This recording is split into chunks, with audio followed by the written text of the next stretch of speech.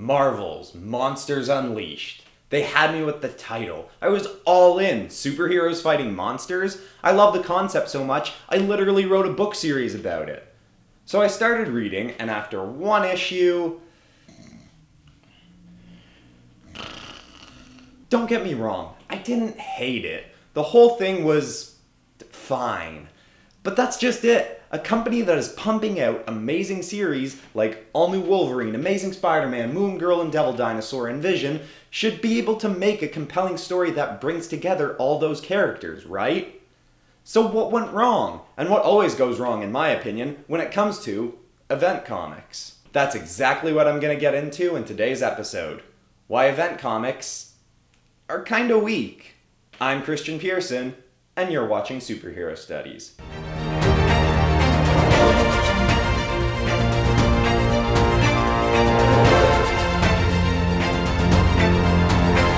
Characters. It's why you pick up a comic. You don't grab a Wolverine comic for any other reason than the titular character.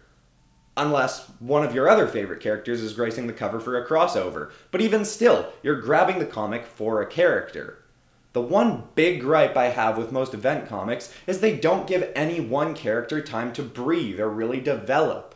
When I finished Monsters Unleashed and read the first couple issues of the follow-up series, I was like, hey, this is kinda cool. Why? Because it was focused solely on Kid Kaiju and his pseudo-trainer, Elsa Bloodstone. It became focused. The characters weren't anything remarkable, but because the writers could take the time and effort to focus on a smaller number of characters, they were doing something at least a little engaging with them. I actually cared about these people. Jump back to the event comic, and I couldn't get invested in any character.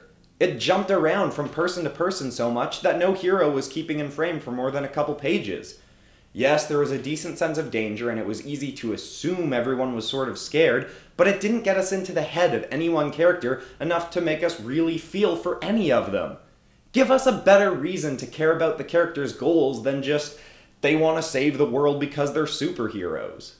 Plus, there is the spectacle of it all. For something like Monsters Unleashed, a huge percentage of the pages are just superheroes fighting monsters. And while this is cool, it doesn't have enough emotional weight to make us care. There's a great quote in Robert McKee's book on screenwriting, Story, in which he says, "The commercial writer is often dazzled by the glare of spectacle and cannot see that lasting entertainment is found only in charged human truths behind the image." And while he was talking about cinema and CGI specifically, his words ring just as true for comics, a medium that is largely visual but can't make a real impact if it's poorly written. And there's an easy way to fix this, but the problem is, it might not be seen as being as profitable. People come to these comics usually because they know their favorite character is going to be in it, so if the comic company did some smart storytelling and focused everything in on one or a few characters, they might alienate or push away readers they're trying to attract. So let's say you'd made Monsters Unleashed more focused on Elsa Bloodstone and Kei Kawade, or Kid Kaiju.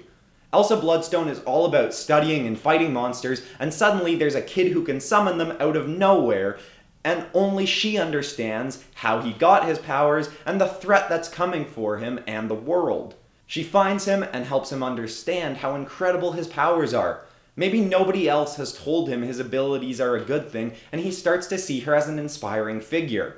And this early on, maybe the heroes of the world are doing fine against the first wave of monsters. Elsa warns of a bigger threat coming and suggests bringing in Kei to help, but they shut her down, saying they don't need him and it's too dangerous for a kid. Boom! They both have something to prove, and the story can revolve around that. Kei is doubly motivated because not only does he want to prove himself as a hero for himself, but also because he wants to make Elsa, the first person to believe in his gifts, proud. And that's just one quick pitch. There's so many ways they could have made it a story focused on the emotions and motivations of a couple characters while still bringing in everyone's favorite Marvel heroes.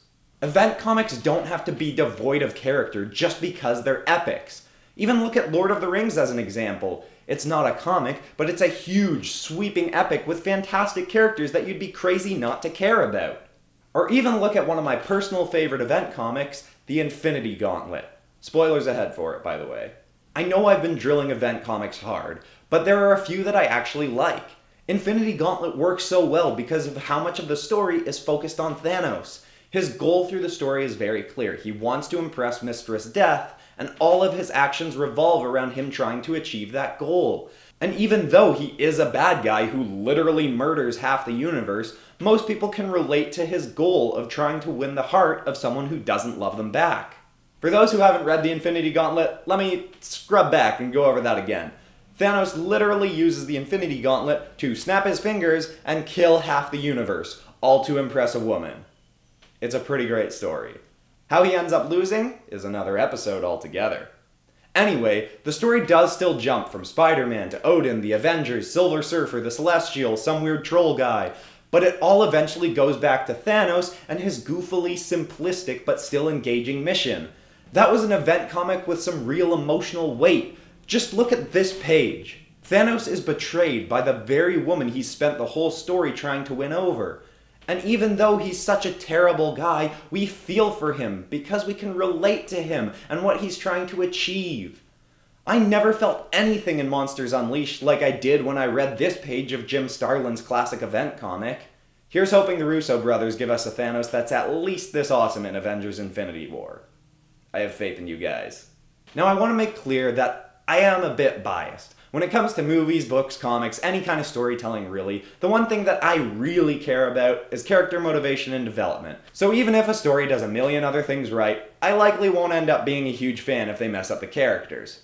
But like I said before, aren't comics really all about the characters? The focus on characters is what's driven me to comics, and if I'm not wrong, it's why a lot of you watching fell in love with comics in the first place too, right? But hey, maybe I'm wrong. Got a different opinion about event comics? Tell me about it in the comments below. And also, take a stab at the old subscribe button and click the bell to get notified when I post more nerdy rambles in the future. I'm posting one every Wednesday. I'm Christian Pearson, and thank you for watching Superhero Studies.